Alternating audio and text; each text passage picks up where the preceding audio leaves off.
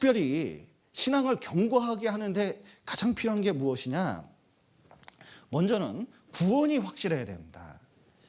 여기 붙잡으시고 로마서 잠깐 붙잡으시고 마태복음 7장을 보시겠습니다. 잘 아시는 말씀이죠. 24절 제가 읽겠습니다. 그러므로 누구든지 나의 이 말을 듣고 행하는 자는 그 집을 반석 위에 지은 지혜로운 사람 같으리니 비가 내리고 창수가 나고 바람이 불어 그 집에 부딪히되 무너지지 아니하나니 이는 주처를 반석 위에 놓은 연고요.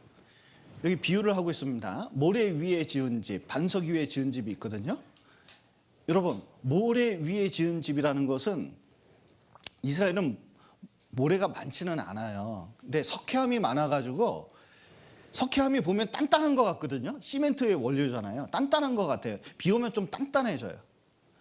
비 오기 전에 단단해 보여요. 그 위에 집을 져놓습니다. 그런데 어느 날 비가 내리고 그리고 창수가 좀 비가 많이 오고 그러잖아요. 그럼 석회암이 부들부들해지면서 집이 갑자기 무너지는 거예요. 근데 이게 단단한 바위 같은 경우에는 그 집을 세워놓으면 비가 와도 무너지지 않습니다. 그런데 비가 내리고 창수가 내린다는 것은 심판날을 말하고 있는 거거든요. 심판날에 여기 집을 세워놨어요. 이 집을 이렇게 세워놨는데 보셔요. 우리 교회 나오나 이 주변에 있는 교회 나오나 그 뭔 차이가 있어요? 성경 보고 찬송하고 설교 듣고 뭐 모양새는 틀리지 않잖아요.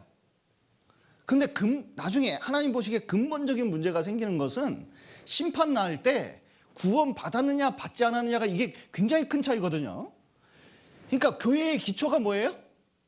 복음이에요. 그리고 교회가 든든해지려면 어떻게 해야 돼요? 복음이 든든하지 않으면 교회가 든든한 게 아닙니다. 개인 신앙도 마찬가지예요. 맨날 구원 의심만 해서야 신앙생활이 어떻게 성장하겠습니까? 구원이 확실해질수록 뭐냐면 신앙이 든든해져 가고 하나님의 역사가 일어나는 겁니다.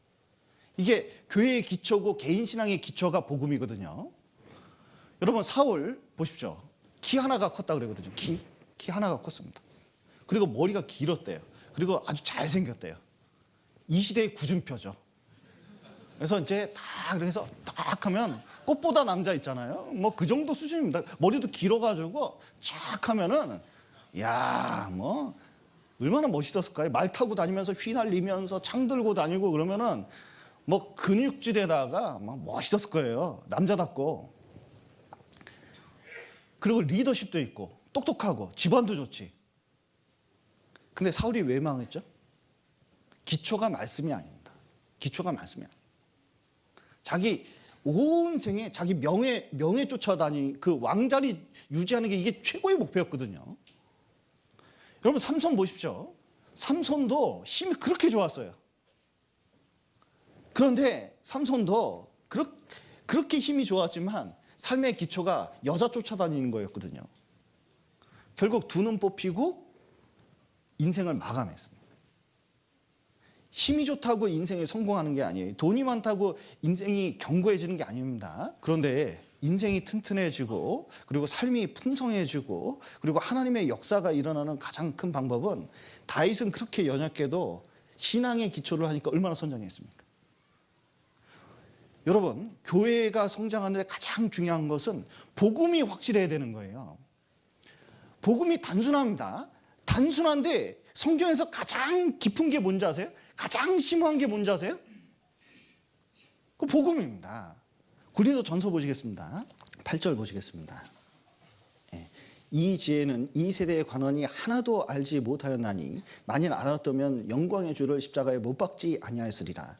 기록된 바 하나님이 자기를 사랑하시는 자를 위하여 예비하신 모든 것은 눈으로 보지도 못하고 귀로 듣지도 못하고 사람의 마음으로도 생각지 못하였다 한가 같으니라.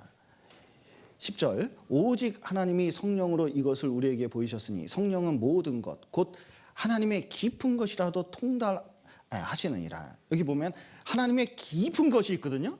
그게 뭘까요?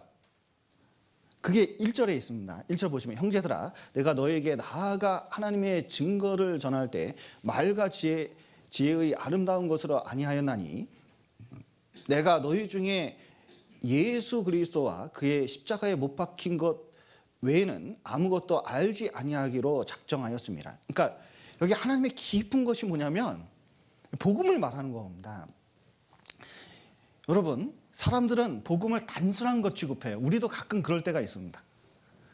여러분, 달걀은 단순하거든요. 근데 품으면 그 안에 생명이 있으면 그 안에서 복잡한 생명체가 나오잖아요.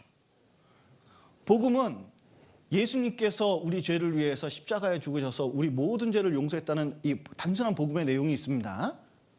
그런데 그 체계를 보면 그 안에서 역사하는 것들이나 그 구체적인 내용을 보면 이 안에 얼마나 깊은 내용들이 많은지 몰라요. 성경 전반에 그것이 깔려 있습니다. 그렇기 때문에 이 복음을 전할 때마다 복음에 관해서 조금씩 깨닫는 게 있게 돼 있어요. 아, 이게 이런 거였구나. 이게 점점 깨닫게 돼 있습니다.